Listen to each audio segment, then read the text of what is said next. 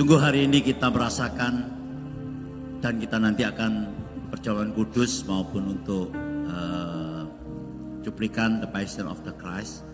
Tapi terlebih saya rindu saudaraku, seperti apa yang telah Tuhan nyatakan dalam hati saya, supaya kita mengingat apa yang Tuhan berikan kepada kita, pesan-pesan terakhir. Kalau seseorang mau meninggal dunia, dia akan memberikan pesan-pesan, ya, dan dikatakan itu kata-kata wasiat. Baiklah, kalau kita mau katakan itu terserah, tetapi apakah kita sudah mengaplikasikan dalam hidup kita, yaitu 7 perkataan Yesus di atas kayu salib. Bapak Ibu, setelah Tuhan Yesus ada di Taman Getsemani, dia dijual oleh muridnya sendiri, Yudas Iskariot, dengan cara mencium sang gurunya. Itu tanda waktunya penderitaan Kristus.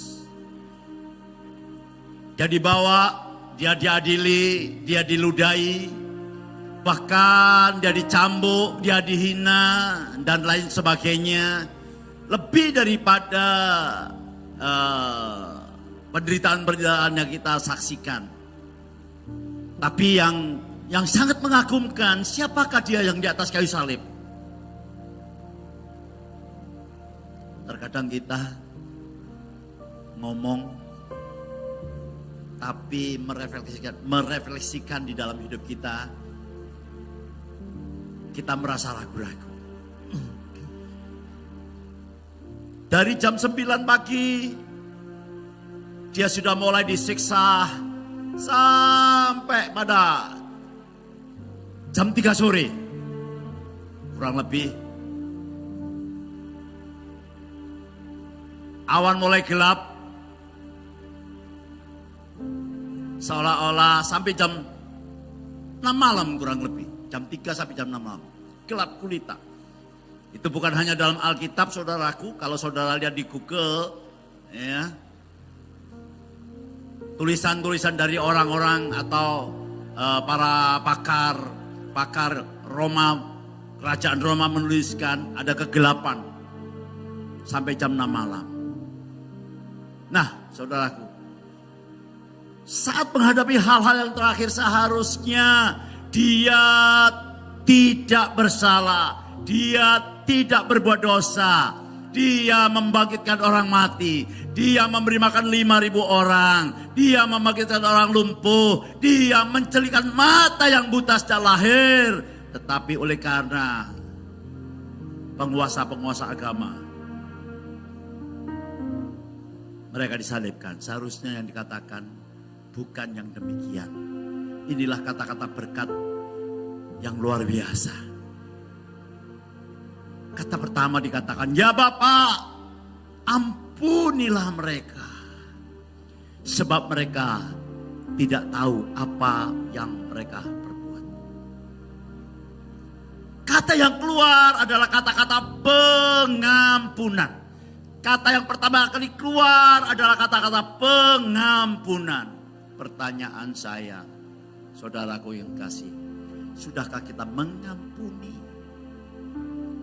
orang yang pengkhianati kita, orang yang menganiaya kita, orang yang membuat kita sengsara? Atau kita sudah mengampuni pasangan kita?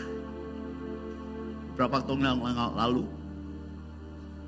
ada seseorang berkata kepada saya, dia sangat benci sekali dengan keluarganya sendiri, dengan kakaknya, saudaraku. Dia nggak mau ketemu, ya. Kalau ketemu rasanya mau muntah. Bapak Ibu yang kekasih, khotbah hari ini saya tidak mau menjabarkan panjang lebar. Saya hanya mengatakan, sudahkah kata-kata Tuhan ini kita lakukan?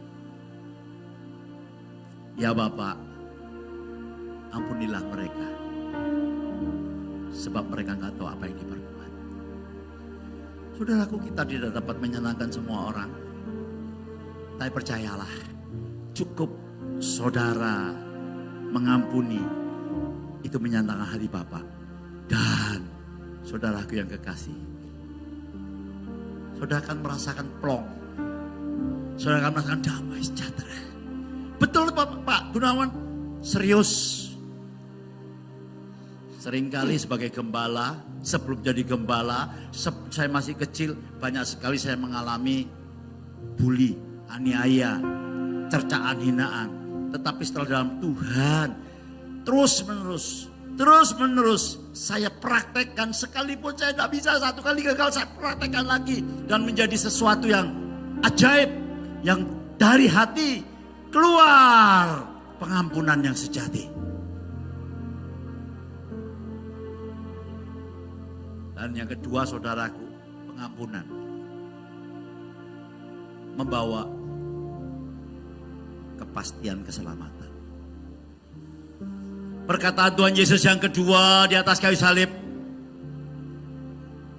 aku berkata kepadamu, dikatakan sesungguhnya. Kalau orang biasa mengatakan benar-benar,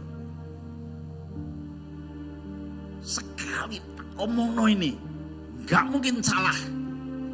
Apalagi Tuhan menekankan sesungguhnya hari ini. Kapan saudaraku? Hari ini juga engkau akan ada bersama-sama dengan aku di dalam Firdaus. Bukan besok kita mati, kita masuk surga, itu pasti. Tapi dalam dunia ini yang penuh dengan segala macam-macam kejahatan, dosa dan segala macam tipu muslihat, kalau kita sungguh-sungguh menerima Kristus sebagai Tuhan dan Juru Selamat, perhatikan saudaraku, suasana hidup saudara setiap hari bukan tidak ada masalah, bukan tidak ada tantangan, tapi saudara merasakan suasana sorga. Yang setuju kata amin. Dan pada waktu itu Yesus disalib, kiri kanannya penjahat, ya tidak tahu yang mana yang mengatakan, tapi salah satu dari yang mengatakan mereka, bukankah kau anak Allah? Selamatkanlah dirimu dan selamatkanlah kami. Saudaraku, yang satu lagi saudaraku berkata, tidak tahukah kau, kalau kita ini sudah layak dihukum karena kita salah, tapi dia tidak ada perbuatan pun satu pun yang salah. Saudaraku, dari kata-kata ini tidak ada kata-kata Tuhan ampuni aku, tetapi Yesus melihat hati yang paling dalam. Tuhan tidak melihat rupa, Tuhan tidak melihat apa kata-katanya yang manis, tapi Tuhan melihat hati yang paling dalam dari penyamun ini yang berkata, Tuhan, kalau kau datang ingatlah aku. Saudaraku, seketika itu. Kapan saudaraku? Seketika itu. Hebat. Ini lu saudaraku, kelebihannya orang Kristen saudaraku. Ya, bukan kau harus berbuat baik dulu, bukan kau harus amal dulu, enggak. Kalau engkau menyerahkan hidupmu, hari ini juga engkau bersama-sama aku di dalam Firdaus. Tepuk tangan buat Tuhan. Apakah ini teori? Enggak. Saya menyaksikan bapak-bapak gereja yang dianiaya. Saya lupa namanya, usia Polikarpus gak salah saudaraku. Usia 86, ya, jadi dipegang oleh tentara, disiksa, dipenjara, lalu mau dibakar. Penguasa itu berkata, kalau engkau mengingkari atau engkau nyangkal Yesus, satu kali aja, satu ucapan saja, aku akan bebaskan kau. Polikarpus berkata, selama usia sampai sekarang 86 tahun, saya lupa usia berapa, 80 sekian tahun, dia Allah yang setia, tidak pernah mengingkari saya, tidak pernah dia melakukan sesuatu yang tidak baik kepada saya. apakah saya harus mengingkari dia? Sekalipun dagingku kepotong-potong menjadi kecil, setiap potongan akan berkata, dia mengasihi engkau. Dahsyat, dahsyat saudara. Bukan satu dua orang loh ini. Orang-orang yang sungguh-sungguh itu luar biasa. Mereka berserah sepenuhnya. Mereka tahu siapa yang dia sembah. Sekarang pertanyaan saya saudaraku buat saudara. Sudahkah engkau tahu siapakah yang kau sembah? Kalau kau tahu, engkau mengenal, engkau menghayati, saya terlalu yakin ini bukan kata-kata kosong saudaraku. Ini kata-kata akan membuat kita lebih lagi kepada Tuhan. Lebih mengasihi Tuhan. Lebih berani berkorban buat Tuhan. Sekalipun di dalam dunia yang tidak pasti ini saudaraku. Kita mendapat olokan, kita mendapat tantangan, dan kita mendapat caci maki. Tapi yang keluar dari mulut Tuhan setelah pengampunan, kepastian keselamatan. Perjalanan saudara dan saya tidak sama dengan perjalanan orang yang baru penyamun ini saudara. Tapi percayalah, kalau saudara sungguh-sungguh kepada Tuhan, berserah, Tuhan ini aku, ini dosaku, aku berserah sepenuhnya Tuhan.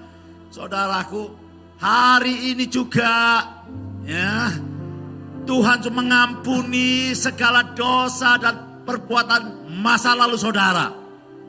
Bahkan Tuhan melupakan segala dosa dan masa lalu saudara. Mengampuni kesalahan saudara, masa depan saudara. Saya tidak mengatakan kalau sudah bertobat, sungguh-sungguh saudara tidak dapat berbuat salah. Ya. Saya tidak mengatakan kalau saudara bertobat terima Yesus, berbuatlah seenak-enaknya. Enggak saudara. Berbuat dosa sebanyak-banyaknya. Enggak. Karena saudara diciptakan menjadi ciptaan yang baru untuk melakukan perbuatan baik di dalam Dia. Efesus pasal 2 ayat 10. Tidak saya tulis. Kalau bisa ditayangkan sebentar, saya bacakan buat saudara. Banyak orang berpikir kalau aku sudah terima Yesus, aku mau nipu, aku mau berbuat jahat, aku mau mengkhianati. Pokoknya yang penting aku diselamatkan, aku terima Yesus. Bukankah Tuhan berkata kalau aku percaya aku diselamatkan? Saudaraku, awas tipu daya iblis. Saudara harus membaca keseluruhan dari firman. Supaya kehidupan kita akan mengalami yang dikatakan sorga yang mulia. Dikatakan, karena kita ini buatan Allah. Diciptakan, lahir baru dalam Kristus Yesus. Untuk melakukan pekerjaan baik yang dipersiapkan Allah sebelumnya. Ia mau supaya kita hidup di dalam kebaikan itu. Kadang kita disalahpahami, tapi percayalah saudara, kita sudah diselamatkan. Siapapun kita tetap berbuat baik. Dan Tuhan sendiri berkata, saya bacakan saudara, Yohanes 10:28. Kalau saya buka semua memang tidak akan mencukupi, tetapi hanya beberapa ya.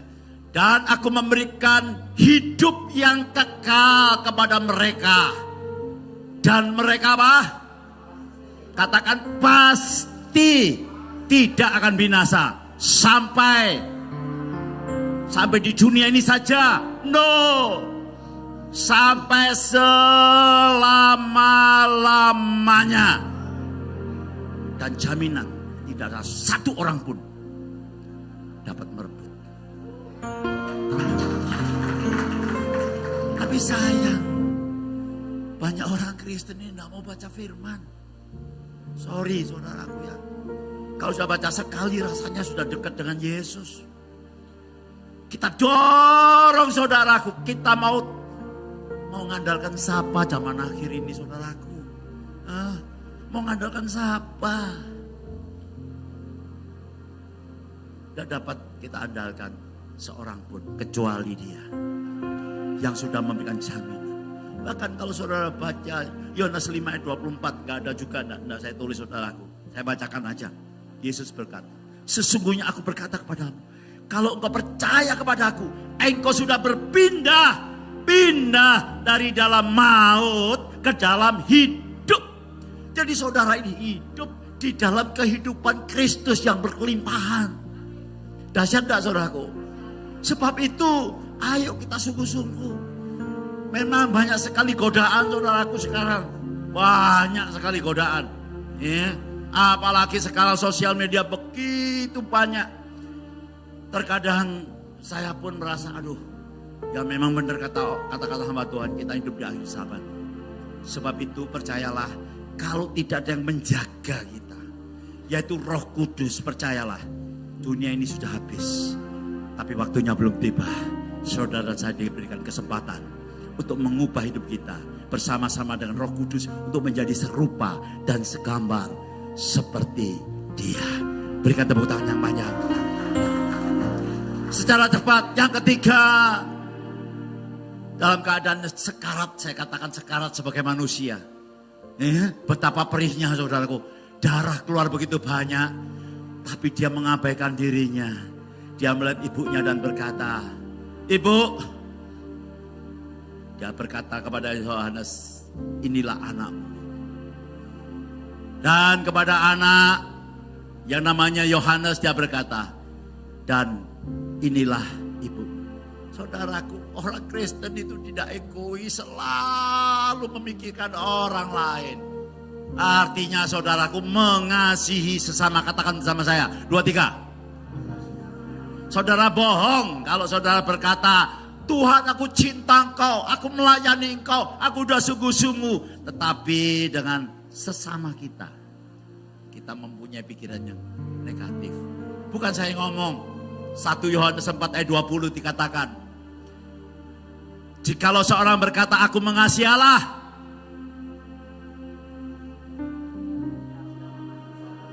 perhatikan Alkitab saya ngomong, dan membenci saudaranya, maka ia adalah apa? Pendusta. Karena barang siapa tidak mengasihi saudaranya yang dilihatnya, tidak mungkin mengasihi Allah yang tidak dilihatnya. Omong kosong, gedabrus.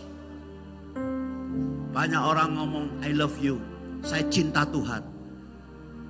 Tetapi untuk, ya bukan hanya untuk ke gereja, untuk saat teduh saja, untuk berkorban lebih waktu lagi. Repot. Tidak tahu saudara, nyawa itu punyanya Tuhan. Ya.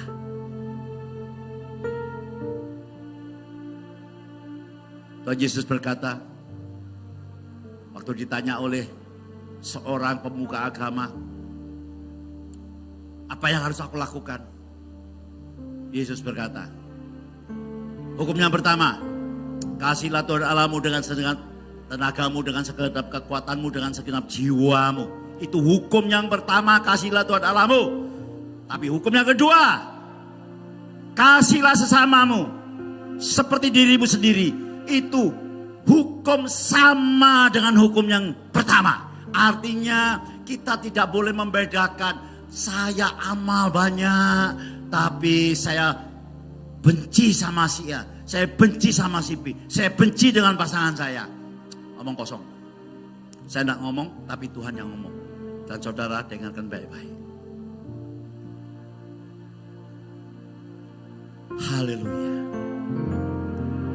Kasih Allahku sungguh telah terbukti. Haleluya. Ketika Dia serahkan anaknya, kasih Allah mau berkorban bagi kau dan aku. Tak ada kasih seperti kasih-Mu. Bersyukur, bersyukur, bersyukurlah, bersyukur karena kasih setia-Mu. Ku sembah dan ku sembah. Selama hidupku ku sembah Kau Tuhan. Selama hidupku ku sembah Kau Tuhan. Amin saudaraku. Selama Hidupku ku sembah Kau Tuhan. biarkan pujian ini menjadi ungkapan rasa syukur kita setiap hari. Saudaraku, ke depan kita tidak mudah, sungguh tidak mudah. Percayalah, Tuhan mengendalikan seluruhnya. Semuanya ujian, memurnikan kita. Supaya kita menjadi terang, supaya kita menjadi berkat, supaya kita menjadi saluran buat memenangkan orang lain. Untuk membawa mereka yang jauh daripada Tuhan. Sudahkah engkau mengasihi sesama? Engkau lakukan? Atau kau sebaliknya, engkau menyakiti mereka? Dan yang keempat saudaraku, perhatikan, Dia Allah yang menjadikan alam semesta. Tapi Dia juga 100% manusia. Dalam kata-kata yang keempat yang keluar dari mulut Tuhan Yesus di atas kayu salib ini menunjukkan penderitaan rohani. Karena dosa seluruh dunia. Dari pertama sampai nanti terakhir. Itu Tuhan pikul di atas kayu salib. Sehingga Tuhan memalingkan atau Allah Bapa memalingkan wajahnya. Dan dikatakan pada jam 3 berserulah Yesus dengan suara nyari. Eloi, Eloi, lama sabachthani. Allahku, Allahku, mengapa engkau meninggalkan aku? Renungkan baik-baik saudara. Dia Allah, Dia Allah, Dia manusia. Kok sampai Dia berkata demikian? Kalau saya bayangkan waktu Yesus ada di atas kayu salib, Dia pikul segala dosa seluruh dia. Semua penyakit, apapun nama penyakit itu. Karena akar dari segala sesuatunya itu dosa. Waktu Dia berkata, Immanuel, Dia melihat wajah Bapa. Ini imajinasi saya saja. Bapa hanya memalingkan wajahnya. Tidak mau melihat anaknya yang mati di atas kayu salib. Bukan hanya terharu. Dia tidak sanggup melihat wajah yang rusak. Dia tidak sanggup melihat kepala yang bermahkota duri. Kalau kita ini saudaraku, saya kena air mata begini rasanya perih saudaraku. Air mata saya. Itu darah saudaraku, darah. Mungkin lengket. Bapak tidak mau dan tidak sanggup melihat. Sebab itu Tuhan berkata, Eli, Eli, lama sabachthani. Begitu rupa penderitaan Kristus. Siksaan yang dialami. Anak Allah berkata demikian. Sebab Dia mau menebus saudara dan saya. Mau memberkati saudara. Ayo saudaraku. Bukan karena harta. Bukan. Bukan karena wajah yang cantik. Bukan karena wajah yang ganteng saudaraku. Semuanya itu akan sirna. Semuanya itu akan habis. Bukan karena anak juga. Kalau anak itu besok berbakti dengan kita. Puji nama Tuhan. Asal kita terus memberikan anak itu bimbingan sesuai firman Tuhan. Tapi namanya masalah problem kita tidak tahu saudaraku. Tapi kalau kita ingat apa yang Tuhan kerjakan. Dan Roh Kudus yang mengingatkan kita. Saya terlalu yakin. Penderitaan rohani. Penderitaan jasmani pun Tuhan alami. Yang kelima dikatakan. Sesudah itu karena Yesus tahu bahwa segala sesuatunya telah selesai, berkatalah ia supaya genaplah yang ada tertulis dalam kitab suci. Aku haus. Bayangkan gak haus gimana saudaraku, dari jam 9 sampai sore. Ya jujur, khotbah kadang haus saudara. Apalagi ini disiksa, darah keluar begitu banyak, penderitaan yang begitu rupa. Tapi luar biasa. Dia menyatakan dirinya 100% manusia. Dan dia mau mati buat saudara dan saya. Tapi hanya itu. Oh no. Enggak saudara. Tidak berhenti sampai situ saudara. Yang ke-6 dan ke-7 akan saya gabung saja. Karena berurutan ini saudara. Yaitu kemenangan total. Apa saudaraku?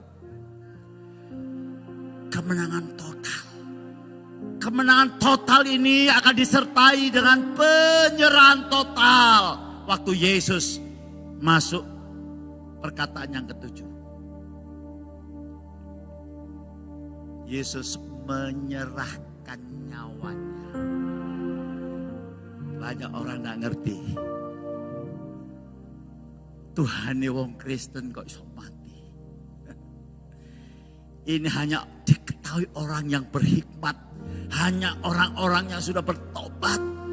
Dia 100% Allah, 100% manusia. Kalau saya tanya kepada saudara, dapatkah Allah yang maha kuasa itu menjadi manusia? Bisa enggak saudaraku? Tapi apakah bisa manusia menjadi Allah? Enggak bisa. Kan simple aja. Tetapi dasar matanya masih dibutakan. Sehingga dia tidak tahu saudaraku. Bahwa kalau Allah datang ke dalam dunia. Karena sangat mengasihi kita. Dia yang sama dengan Allah. Tidak menganggap kesetaraannya untuk menjadi hak. Tapi dia mengosongkan dirinya. Menjadi sama dengan manusia. Menderita. Bahkan menjadi hamba. Taat. Sampai mati di atas kayu salib. Itu sebabnya Allah meninggalkan dia. Bahwa di bawah kolong langit ini satu kali. Akan bertekuk lutut menyembah. Dia adalah Raja di atas segala raja. Dan dia pada yang ke-6 dia berkata, sudah apa? Sudah apa? Selesai. Mungkin orang tidak ngerti, sudah tamat, buyar sudah. No. Hanya orang bodoh, orang yang berhikmat yang mengerti hal ini. Sudah selesai, ini teriakan kemenangan. Tuhan sudah menyelesaikan apa yang menjadi misinya yang diberikan oleh Bapa untuk datang ke dalam dunia, mati di atas kayu salib. Bukan ini sudah selesai karena kalah, tapi ini selesai, sudah menang.